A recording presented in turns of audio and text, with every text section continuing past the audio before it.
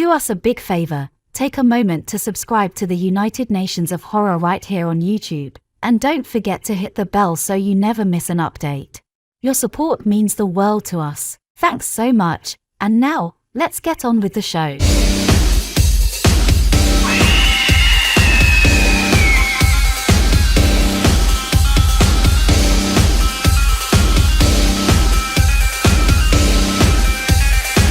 Welcome on, bienvenue, welcome to United Nations of Horror with your hosts Spark and Jason. Hi Jason. Ohayou gozaimasu, Mark. Okay, Persendetje. Now where's that one from? Albania. I would never have guessed that. My mind is blown. That's so yes, I thought it would be Afrikaans, but Afrikaans is a language, not a place. So it's actually South Africa is Afrikaans. So it was actually Albania is the next language on the list. So that's the Nice. yes. So it's quite a long word for the word hello, isn't it? It is. Persendetje. Persendetje. Persendetje. Persendetje. How about that? Now, I'm lost on that one, I'm like, well, Japanese and a little bit of Cantonese and a little bit of Mandarin. That's about as good. No, this is Europe this time. This is Europe. And not too far from Afghanistan as well. Well, a bit. Yeah, maybe. Okay, so today we're doing our second in the Children of the Night series, horror anthology movies. And the one that was produced, there was quite a gap between anything being produced in movies from Dead of Night, which was the first one. It was the next one wasn't until 1962. However, that kind of the floodgates kind of opened up, and there's a torrent of them in the 60s and 70s. So we are covering Tales of Terror, which is an AIP movie. Roger Corman. It's part of Corman's Poe cycle. I think it's the fourth one of 8 movies in the Poe cycle.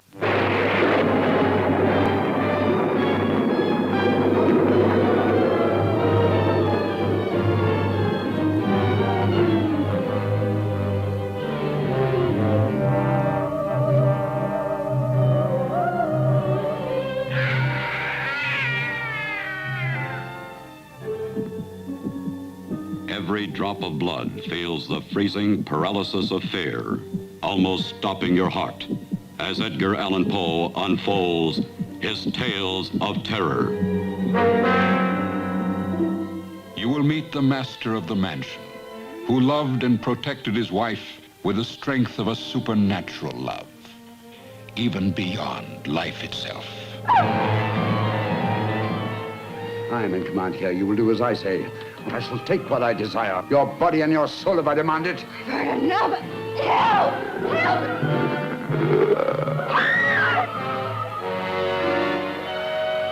Then you'll enjoy the Black Cat's sardonically humorous tale. It all started at the Vintners Convention, where the lover of wine met the professional wine taster and introduced him to his wife, a darling who delighted in dalliance.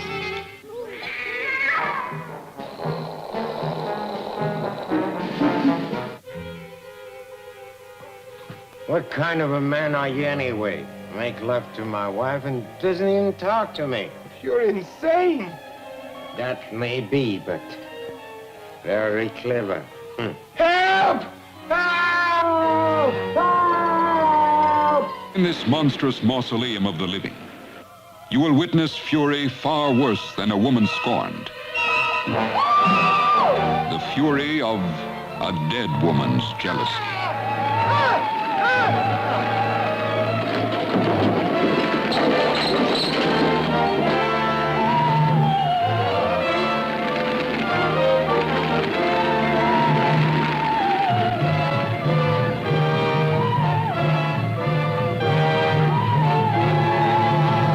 You know what? I thought I'd seen this, and I hadn't. I got it confused with another film which has the same cast, pretty much.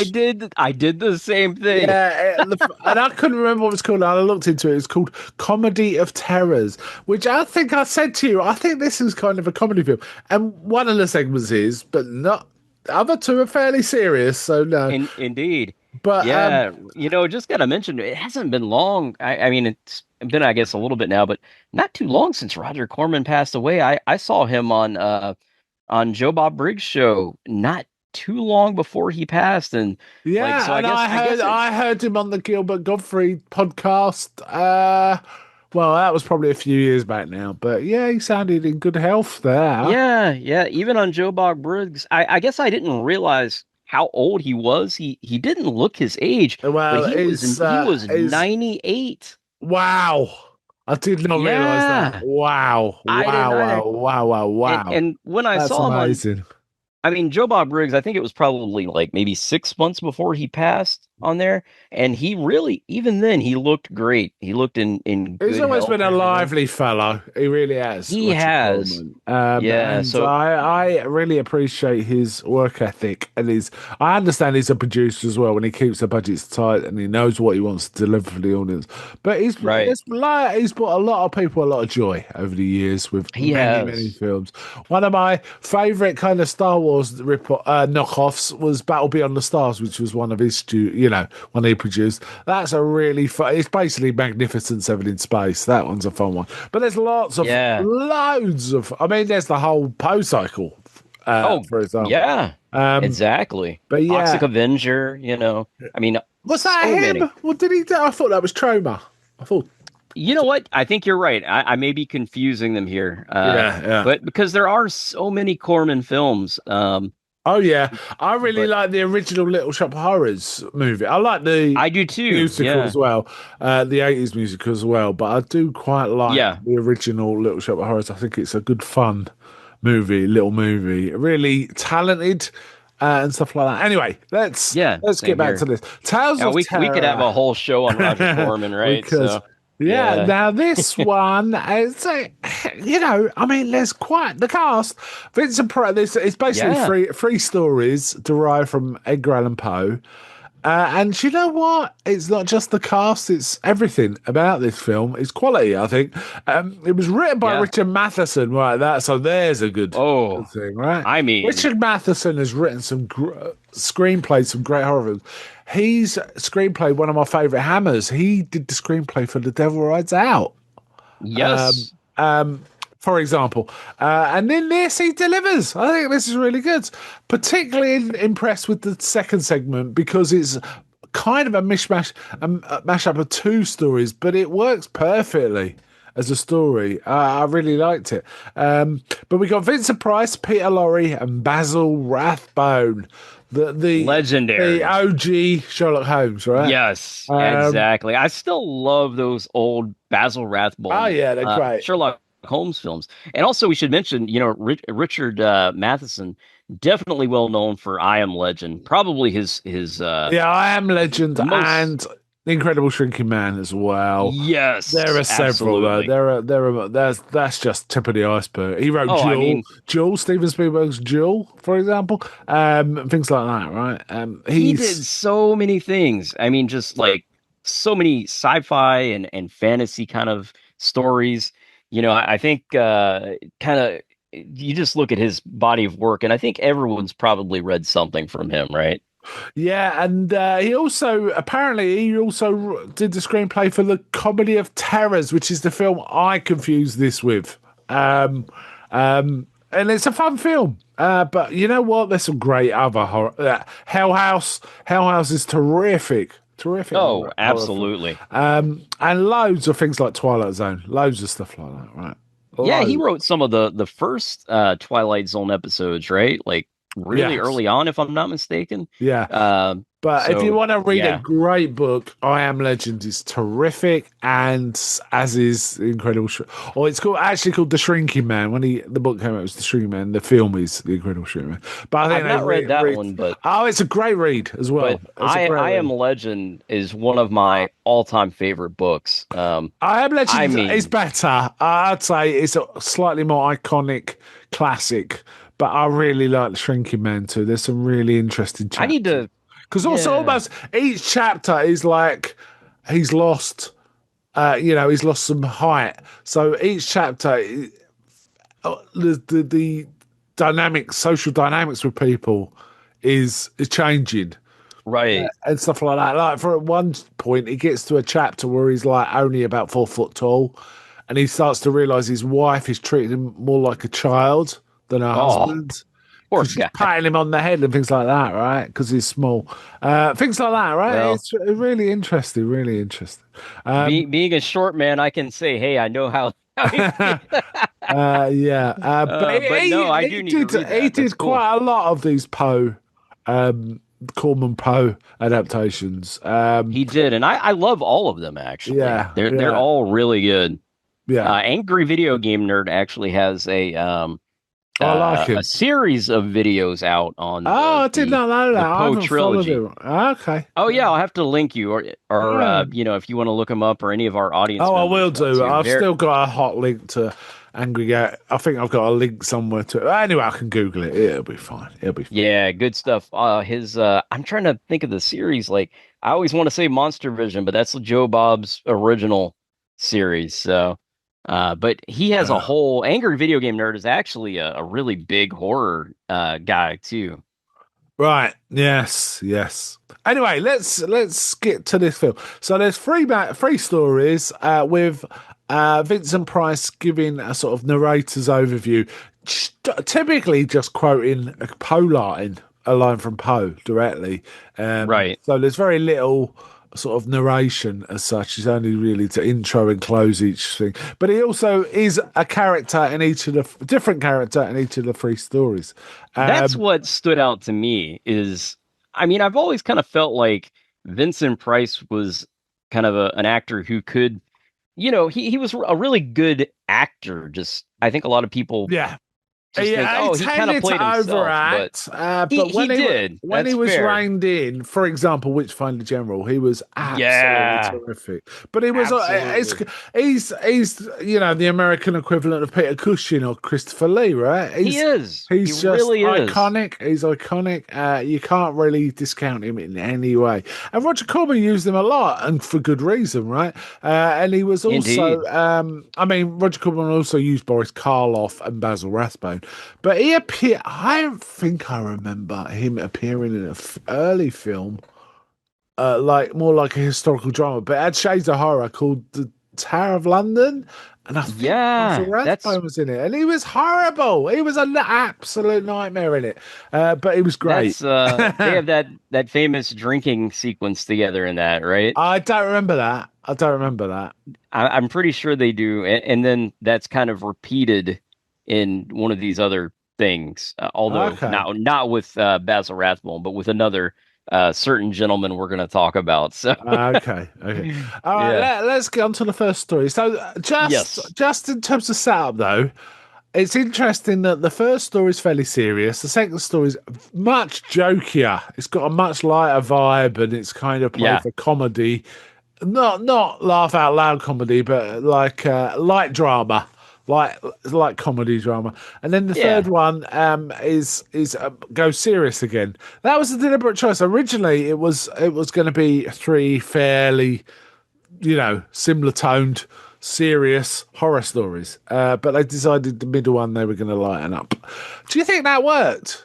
I do. I really do, and we'll get in more as to why. But I got a little chuckle, and particularly in one moment we'll talk about, but. I thought it was really good, and I didn't think it was like overly serious, like you said, Mark. Like it's just kind of the right tone, like perfect. Yeah, indeed. It's interesting. I thought it worked great as well. Yeah, I have to say it's interesting because it made me think. Oh, Dead of Night. They had comedy stuff built in with the horror, right? They did. Yeah, the golf section just before the horrific ventriloquist story. Right. So that was kind of interesting, but yes, it worked for me. Anyway, all right, let's do one story at a time. Morella is the first story. This is a really odd one. I've read a lot of Poe, and I just don't remember this one. Maybe I just don't remember it. But I've got no reason to think it isn't pretty much based exactly on the story, right? So this is a character called Lenora, travels from Boston to go visit her father, Vincent Price, right? Indeed. In his dressing gown, drinking. There's a lot of drinking in this. A lot of people angry and drinking in the whole film. That's true. I hadn't really thought about that until now, but yeah, kind of. Well, all but the last character, right, that he plays are kind of yes. They're fond of their alcohol, to say the Yes, least. indeed. So here he's kind of a lush, but going around this dusty old mansion, and his first reaction is he doesn't want to see his daughter. He says, "You killed your mother. She died a few weeks after giving birth to you. You killed her. She always said." So that's really dark, right? A really horrible. Oh yeah, dynamic. he treats her really horribly. I mean, he talks about like, "Oh, I took you from your crib and thought about throwing you out the window." Essentially, I mean, the way he words it is a lot better. But I was like, "Ooh, man, that's cold." Really good stuff. She doesn't leave immediately, which a lot of people would do, but she sort of stays there, hoping.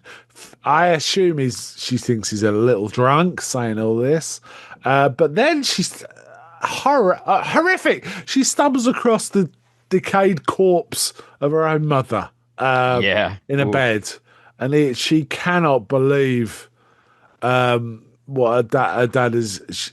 She said, "Didn't you bury her?" And he goes, "I did bury her, but I couldn't leave her there, so he dug her up again." And he's got she's properly dried out, zombie-ish looking kind of thing, a desiccated corpse. What do you think of the effect? Covered.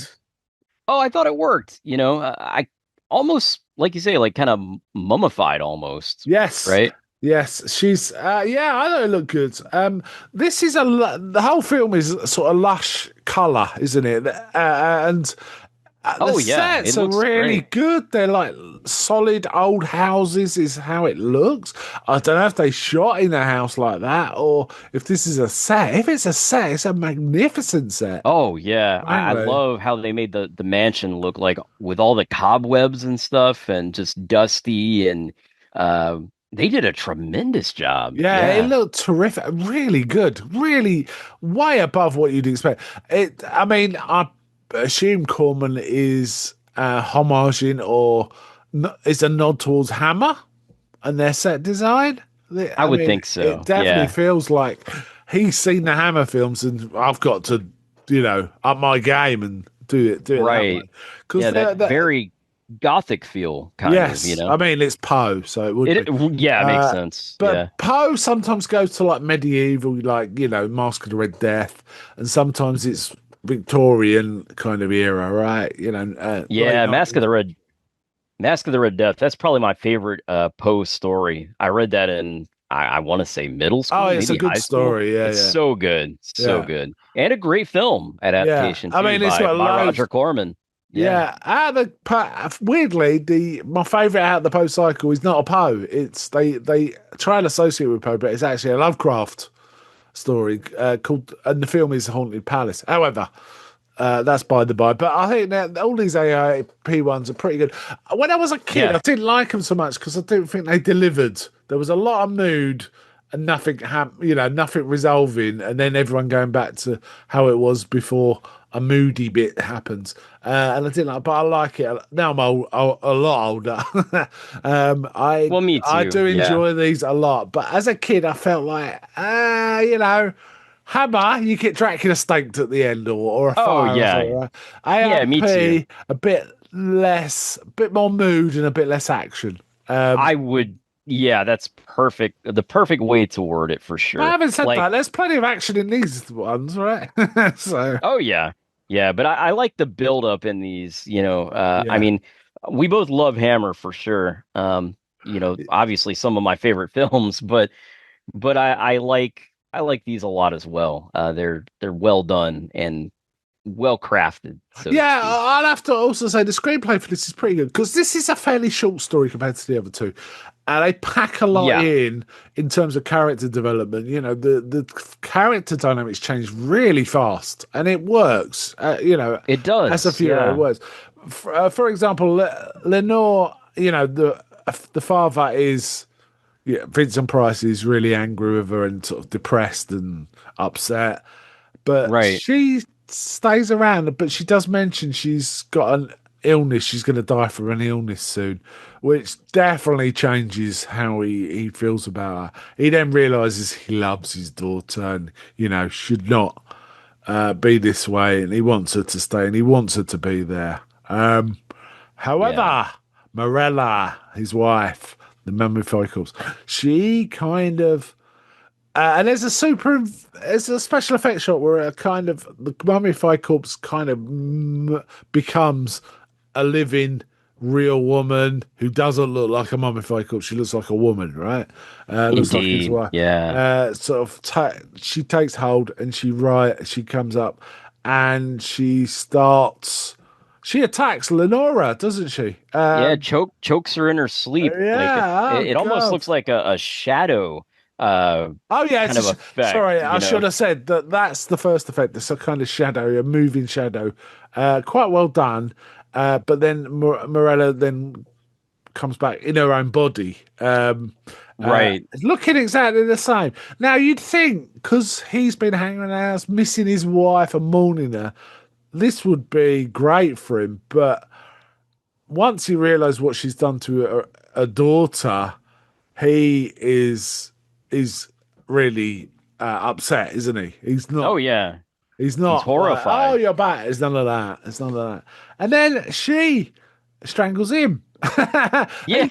Doesn't he drop a candle so a fire starts or something like that? Yeah, I think I'm not sure if he dropped it intentionally. I can't remember if he drops it intentionally or kind of smacks into it, but the bed sheets catch on fire. Yeah, I think he's in a moment of shock. He just accidentally kind of moves a naked flame against some sheets, right? And then the Morella goes back to her weird mummified, and Lenora wakes up briefly. I thought she was kind of dead, but she kind of wakes up briefly, or she smiles, and basically all three of them go up in flames, right? Yeah.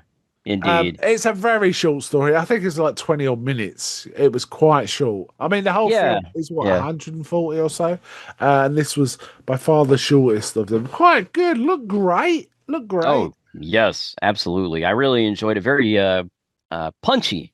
Yeah. Would be the I'm word I'd never use for sure it. where it's meant to be set because everyone's got an American accent. So, no, hold on. Lenora came back from Boston. So it is. Yeah.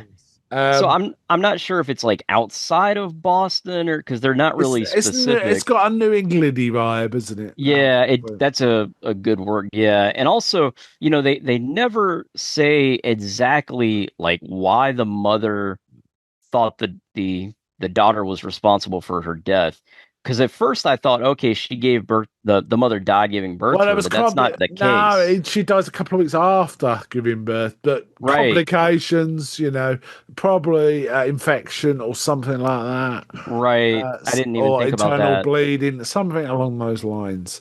But she kept saying, she's killed me and all this, and that's bled into her husband's psyche. Fairly serious. Indeed. Looks great. Very short story. Quite punchy.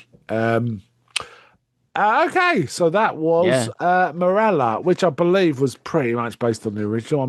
Don't know any difference because I can't remember. I've never read that one, so I'm not sure either.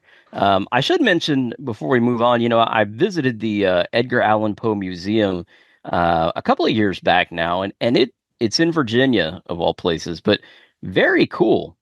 Really neat to see kind of all the various Poe items they have on display. So, I'd recommend it if you really love Edgar Allan Poe. It's kind of a small place, but if you're in Virginia, in kind of in Richmond, it's worth seeing. Great. That sounds good. I have to tell you, a couple of years ago, about the Eurovision Song Contest, right? The Europe has this yearly song contest where yes, you told me about it. It's really camp and happy and stuff like that, right? Yeah. One country, I think it was only 2 years ago, had a song called Edgar Allan Poe, and they were singing about Edgar Allan Poe. It was quite the shock. Because usually they're like, wow, I am happy, da-di-da-di-da. It's that kind of thing. But this song was about, I'm going to have to send you on YouTube a link to the song when it was performed. Because it's like, it was a bit jaw-dropping. in the middle of this kind of sticky, campy song contest to have a song about it. And it was campy. Oh, very cool. It was, don't get me wrong, it wasn't a serious song, but it's like, Yeah. what a weird subject to submit your country's entry about. Indeed. Right? But yes, Yeah. I We'll have presume to someone see. loves Edgar Allan Poe, right? Indeed, if they're making music about him, for sure. We'll have Yeah. to see if we can insert it into the podcast. I know we can Either insert that, it in. or we put the show out, I'll just put a link to the Yeah, song. if you're hearing it, in this show, you'll know we were able to put it in. But audio version, no problem, you'll hear it. But if you're listening to the YouTube version, maybe not. So we'll see about that. Right, so the second story, which is a way less serious, a more kind of fun tone, is Yes. The Black Cat. This is an interesting one because it's based on the actual two stories from Edgar Allan Poe. It's based on The Black Cat, and it takes some elements from that, and it's also based on A Cask of Amontillado. Is it? Okay. Yeah. I did not realize. Well, basically, Cask of Amontillado is all about a man thinking his friend has wronged him. And he tells, I've got this special case of Amontillado. Come down to the basement and try it. And then he kind of walls him up, right? But you know what? It's kind of more a tale of madness than anything, because it's like, what did his friend do? Why is he doing this? Because nothing's explained, and he's clearly insane, right? So it's kind of interesting. Right. Whereas Black Cat is about, what is it? It's killing his wife and bricking her up, and he accidentally bricks up the cat in with it. No, he kills he's a drunk. This is in the original story. I'm just trying to remember. He's a drunk, and he's got a black cat which he loves, but he also, once he drinks, he gets abusive towards his cats, and he kills one of the black cats, and he regrets it once he sobers up. Right. Buys another black cat, but then he starts abusing it again. His wife intervenes, kills his wife because she tries to stop him, and bricks her up, but accidentally bricks the cat up. So right. It's got two. Both stories are kind of merged into this in a quite successful way. It definitely works, doesn't it? I mean, as a story, it's coherent. It's actually probably more coherent than Poe's originals, which is why maybe Matheson did it this way, right? That makes sense. Yeah, because I remember reading The Black Cat, but I mean, that one didn't. It's been so long, it didn't really stick in my mind like some of Poe's other stories, for example. Yeah, it's a very simple short story. Right, okay. So we get Peter Lorre in this one as Montresor Herringbone. I think that herringbone is just a made up bit, because in the original story is Montresor. What a name, right? Comedy name. Peter Lorre, great turn from Peter Lorre as this dissolute, drunkard, annoyed man who's got an amazing looking wife who's significantly younger than him. But I was thinking, he just sponges money off of her, all right? He's just like, give me some money, I want to go drinking, right? And she mentions, I mentions, haven't got any money, and all this. But she's got a black cat. Like you haven't worked in 15 years or something, know? Somehow she's getting money from somewhere, and he's really, really just taking it. He's also hates her cat and says, get this beast away from me, and all this kind of thing. Yeah, really cruel to the cat. Yeah, and he's kind of a drunk. He's a lush. He's just wanders around the town trying to get people to give him money. Well, I'm dying. He's coughing, and he's going, "Oh, I'm dying. Could you give a man some?" and someone says, "Yeah, you just sleep it off." They all know he's a drunk, right? I like how he goes up to different people, and he's like, "Oh, I was a soldier in the Revolutionary War. Do you have any coin or something like that?" And they do the same thing. They brush him off. But it made me laugh that he kept changing his story, depending on. And then they brush him off, and he'd like spit in their direction. or cough in their direction. Yeah, he did not care. No, not at all. But But he Just from the happens. start, it was He funny. happens to stumble in this event that's happened. I don't know how he just walks in, wanders in. They're having a Yeah. wine tasting, and basically they're saying we've got one of the finest wine tasters in the world. He's going to give a demonstration of his abilities. They're going to give him wine. And he's going to tell him about it, basically. And this is Vincent Price's character, Fortunato Lucrezi. I should have mentioned in the first story, I felt that Vincent Price didn't look quite old enough to be the woman's father to me. Did you pick up on that, or do you think it was all right? I think it was all right given the time period. Yeah, because he's made Vincent up Price to is- look older in the third story, and that works. But in the first, they didn't particularly make him look older, and Yeah, he looks maybe in his 40s. Would you say? and his daughter was, I think, was meant to be in her 20s. Maybe Didn't 20s, look yeah. that. She looked older than that to me. Yeah, but they had children a lot younger back in those days, so that's so true. it kind of worked, I think. Yeah, okay. But in this, he's like this kind of pompous wine taster, Fortunato Lucrezi, who's kind of boastful, and he's saying he can identify any wine, and Peter Lorre just goes, "I can do that." Nothing Yeah. special. Yeah, no problem. And when Lucrezi takes a drink, he pulls all these faces, he does all these weird breaths to That's analyze what made the me laugh wine. so much. And he's pulling, whereas, and then he comments about the wine. Oh, it's got bits of this. And whereas Peter Lorre just drinks it, says, "Oh, it's this. It's very good. It's very good. It's very good. It's very Yes. good." He doesn't say anything else. It's very good. And he downs the whole glass. He doesn't just sip a bit. He'll down the whole glass. But basically, Price. he's as good as this famous wine taster, right? He could tell. And he was even saying stuff like, "Oh, it's from the upper part of the vineyard, the better part," and things like that. I loved it. Yeah, a bit of taste of the amber, Anyway, he gets properly drunk, but Lucrezi is quite impressed with him, his abilities, and actually helps him get home. And then he meets his wife, Annabelle, who I should mention is played by Joyce Jameson. I know this one. She is definitely in the Comedy of Terrors, and I think I've seen her in other stuff. She's very beautiful. Yes, very beautiful. All the women are beautiful in this. I mean, oh, absolutely. Roger Corman's there. I mean, it's competing with Hammer Glamour for sure. Oh, no doubt, no doubt.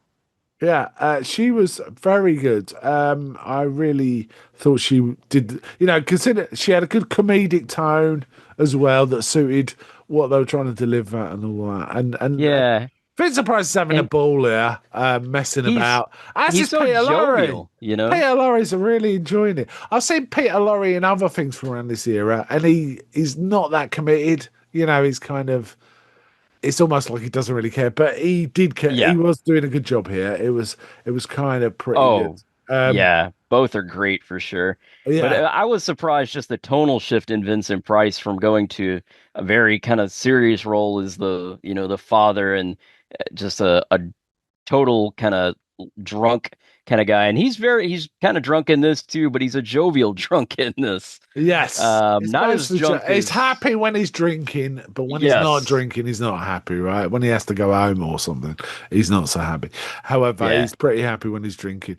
And he goes to a bar and starts saying, my wife just gives me money now. She doesn't argue. It's great. Yeah. And she's really happy about it. And the barman says, "When did this change?" And he starts going, "Well, it was, let me think, it was..." And then he starts putting it together. He goes, "It was, why not the day after the wine tasting?"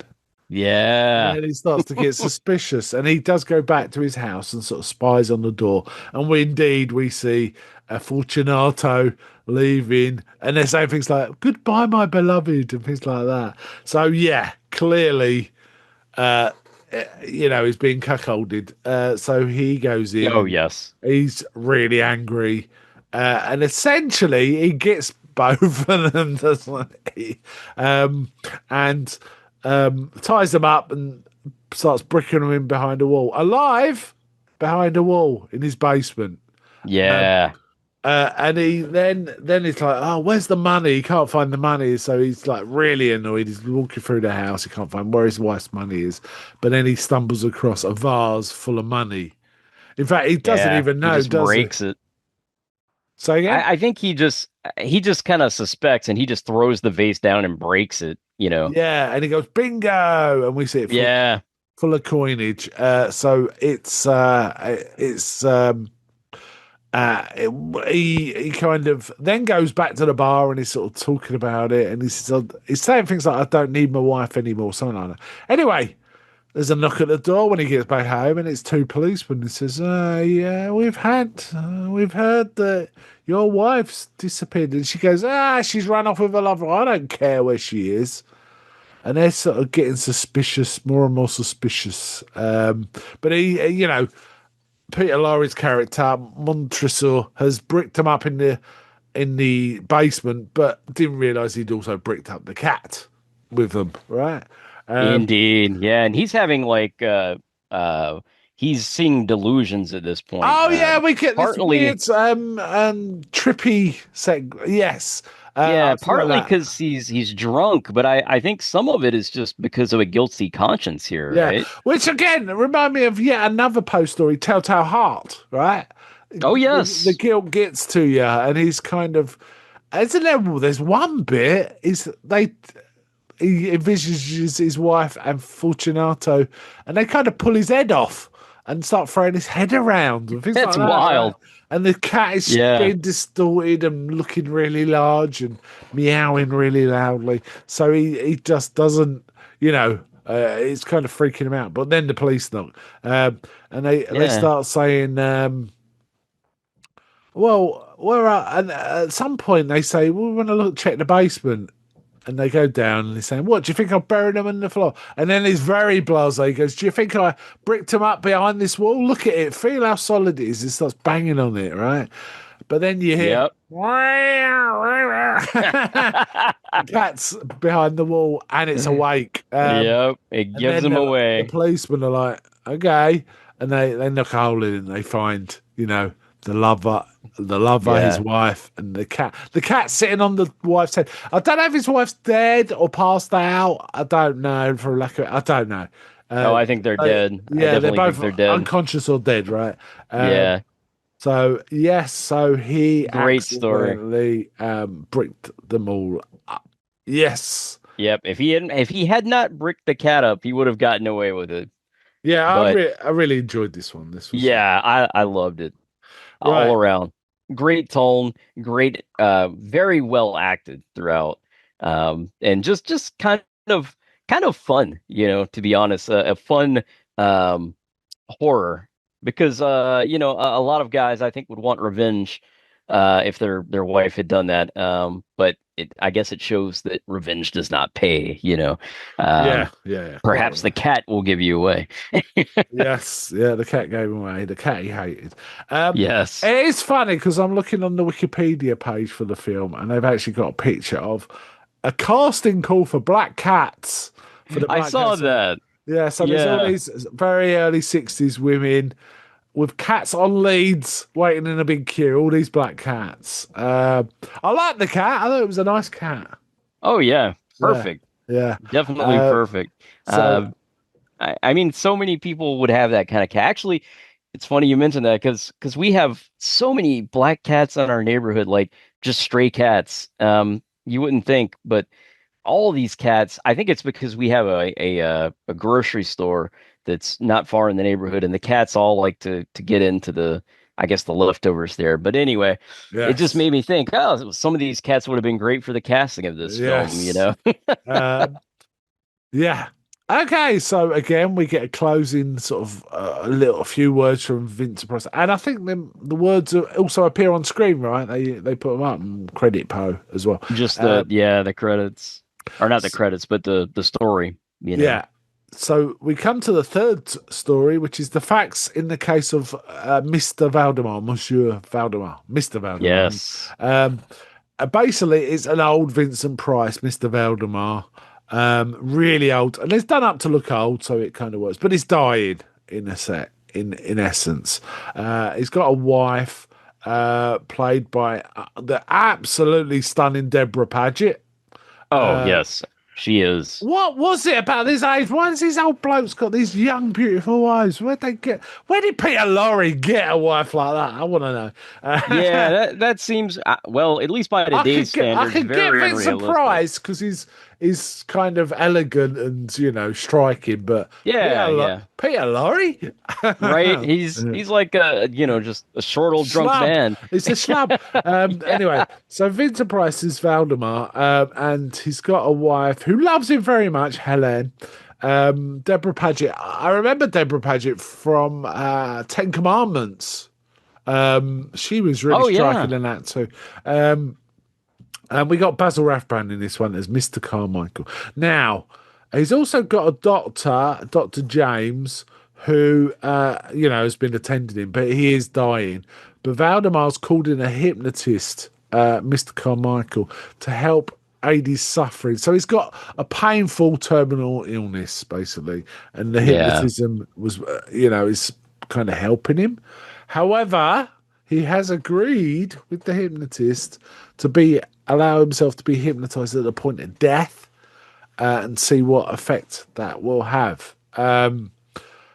Now, his wife and the doctor are really not happy about this. The doctor's like, I don't know if it'll help or not, but it just doesn't sound right, Yeah.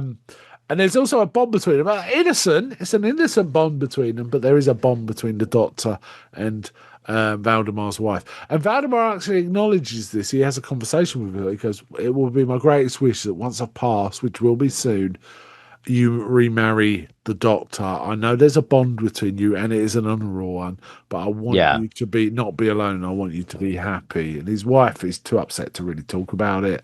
But that is said, right? So that is his dying wish, that his wife not be alone and she remarried the doctor.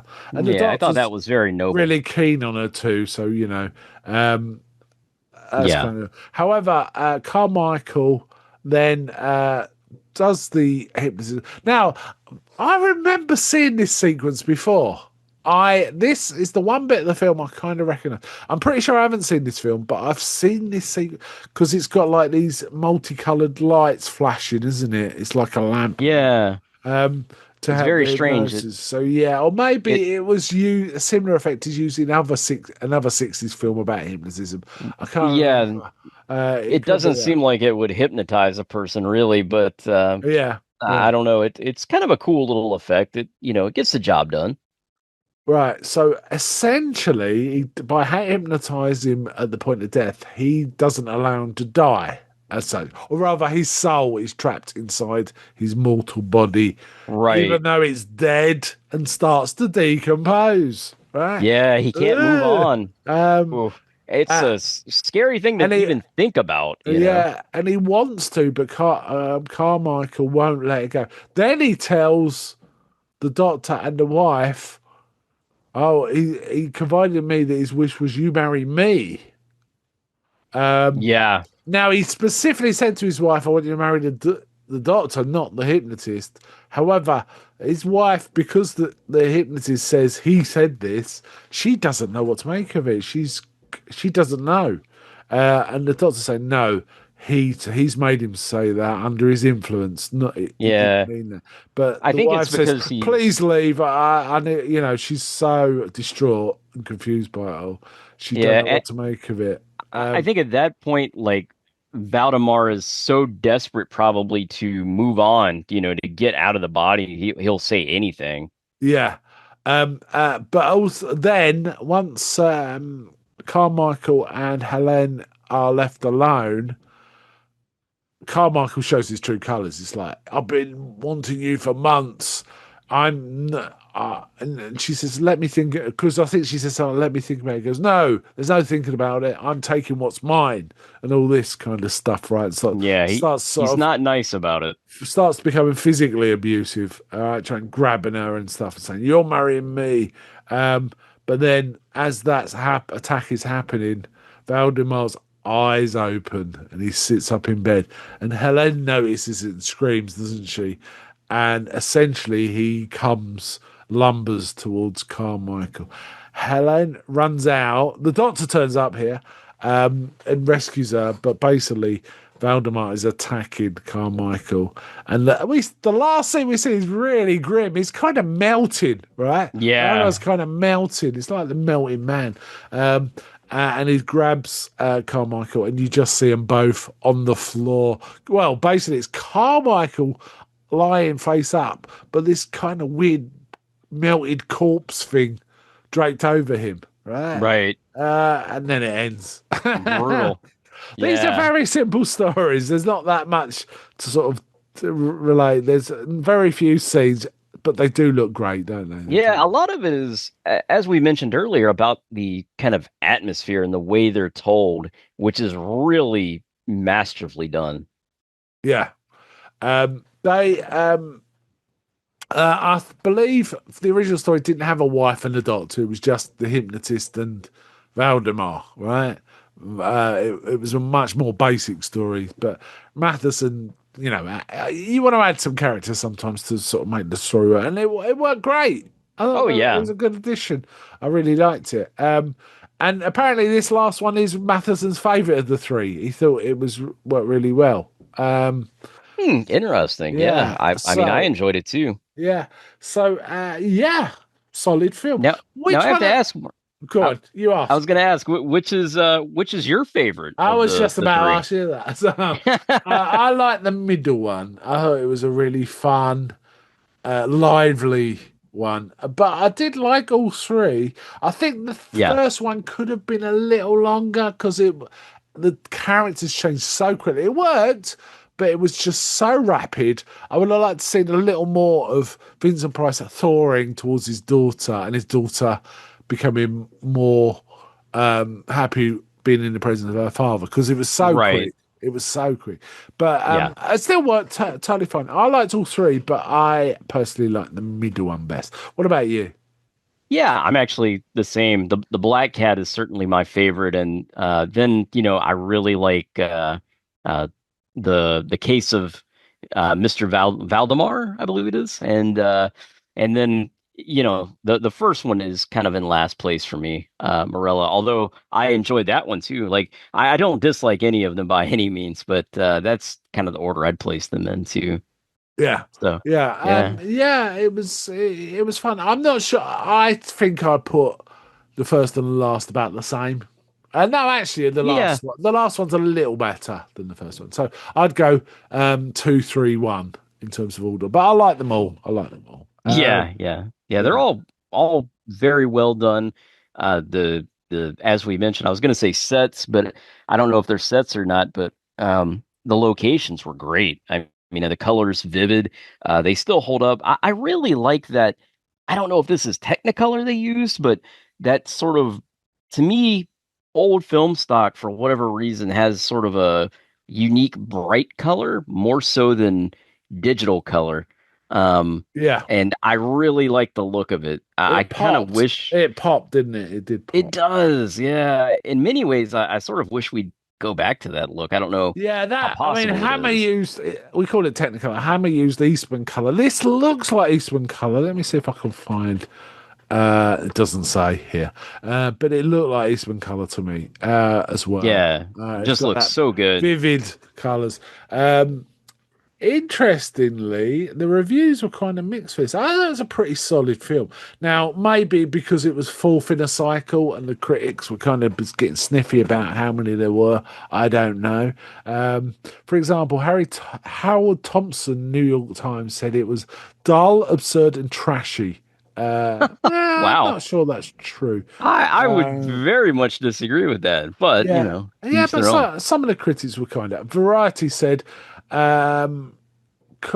Corman plays his latest entry for all it's worth and has assembled some tasty, ghoulish acting talent which have marquee strength, and considers Morella the best of the three, which is fine. I kind of get that. Yeah.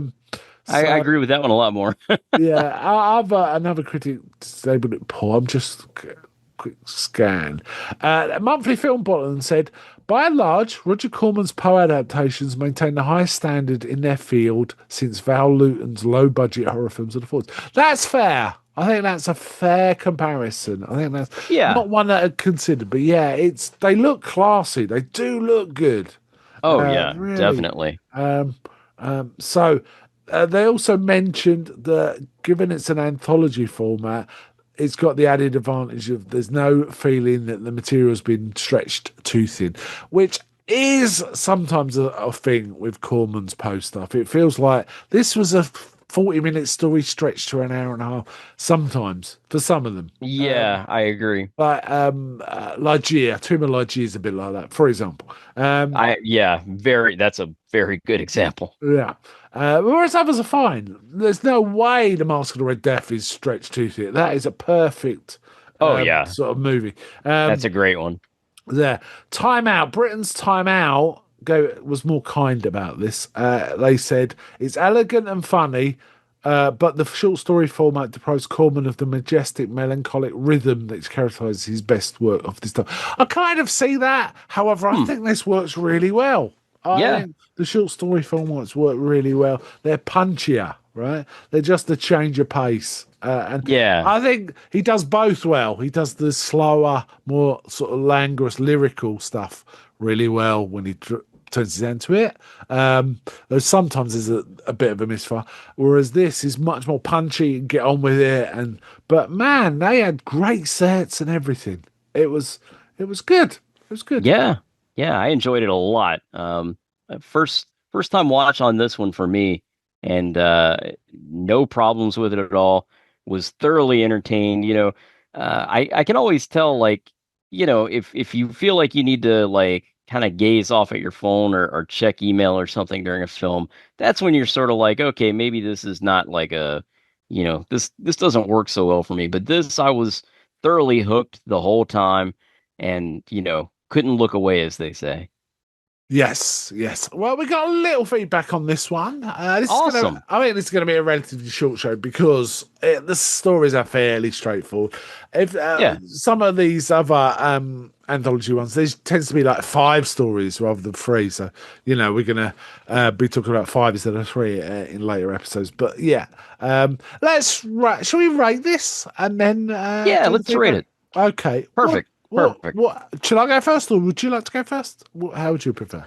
You go first on this. I usually make you go first. Don't I? I give this a solid 3.5 out of 5. 7 out of 10 for me. Enjoyed it. It wasn't great. It was fun to watch for the first time. I thought I'd seen it, but I hadn't. I got it confused with something else. I've got it confused. Like I said, I have a bit of Comedy of Terrors and a bit of one called The Raven, I think. More Comedy and Terrors because the cast is pretty much the middle segment of this. The last 2 segments of this are pretty much the cast of Comedy of Terrors. Actually, Comedy of Terrors really feels like the Black Cat segment in this. It came after this. So, nice. Yes. 3.5 out of 5 for me. How about you? Very cool. I'm very close. I actually rate it a little bit higher. I'm going to give it a 4 out of 5. Really enjoyed it. Yeah. It was fun. It was a fun watch. Yeah. I felt like it.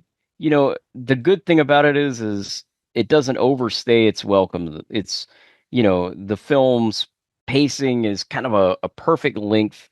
A lot of these kind of films do tend to go on a little bit too long, but I like how this one is just sort of maybe a little under 2 hours for sure. Yeah, I tend to rewatch the Amicus anthologies every few years because they're so great. fun and punchy. It's almost like TV episodes, you can reach each stories of a TV episode, so you can watch it in bits as well, which is good. And I think and I also almost always include Creepshow in that list. I'll then go on to Creepshow. However, I think I might have this one as part of that rotation as well. Nice. I thought it was fun.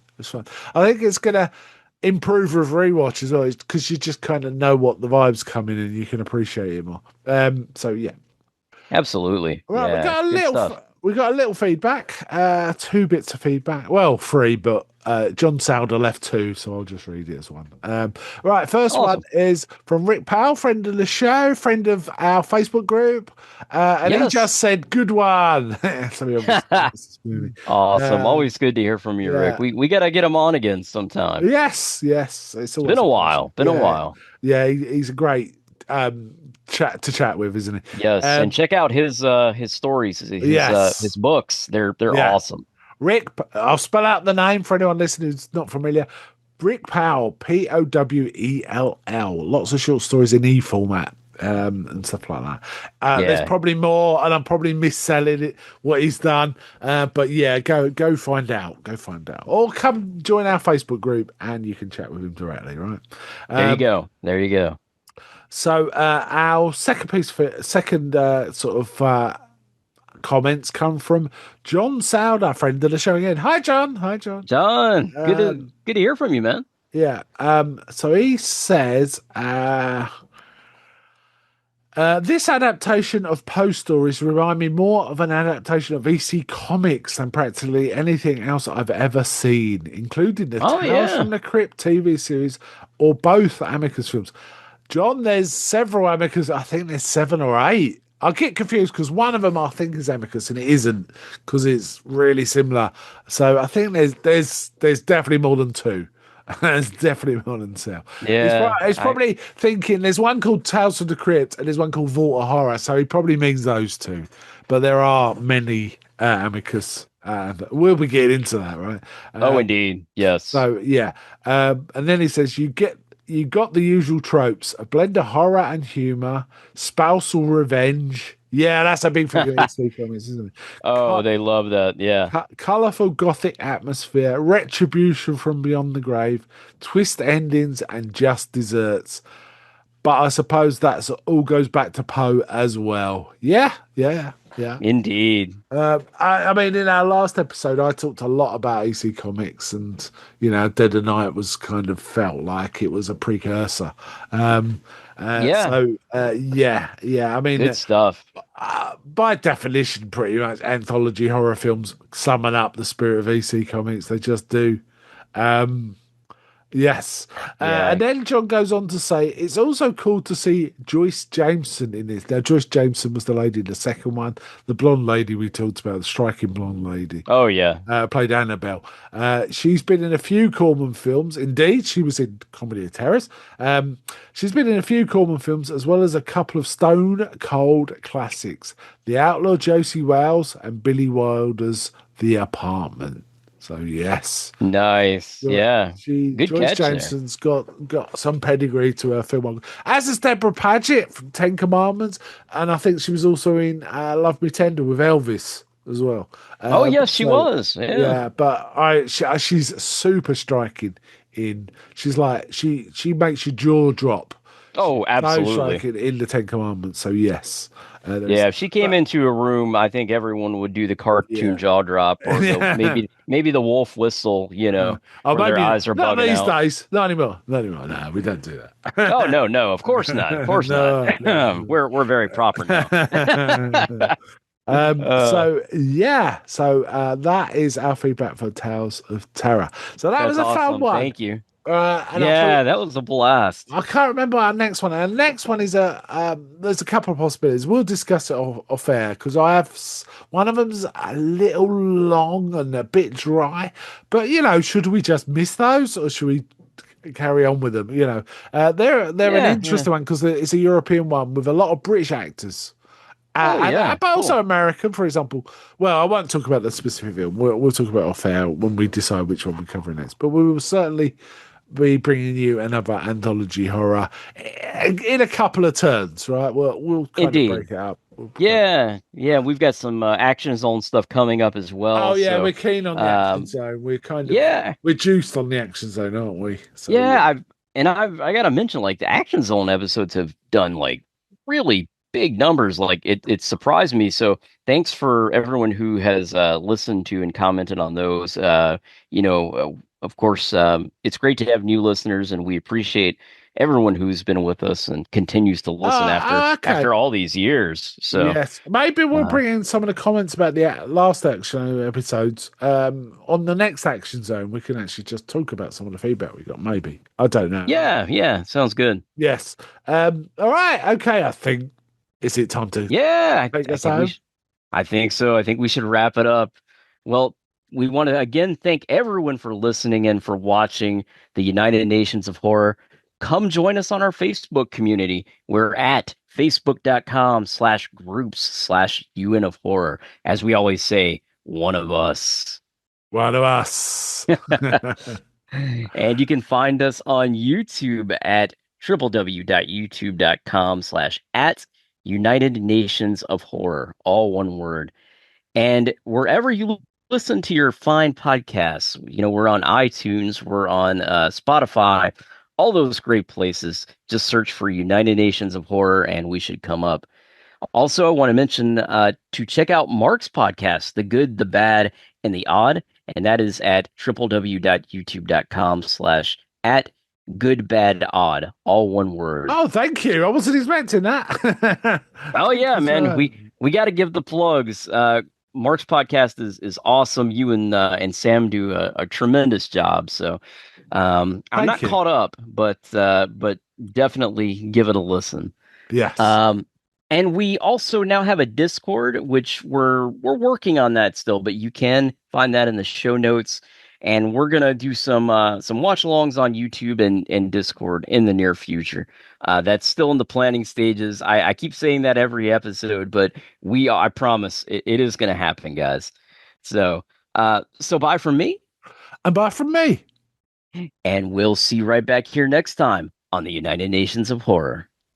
The United Nations of Horror is a podcast about all things horror. From thrillers of yesteryear to today's modern horror, we are here to present fun and intelligent conversation about the genre films we love. Join us and please help spread the word about the United Nations of Horror podcast and videocast to horror fans across the globe. Find the podcast on all fine podcasting services. Join us on Facebook by simply going to facebook.com and entering in United Nations of Horror. You can also find us on YouTube by going to youtube.com and searching for United Nations of Horror podcast.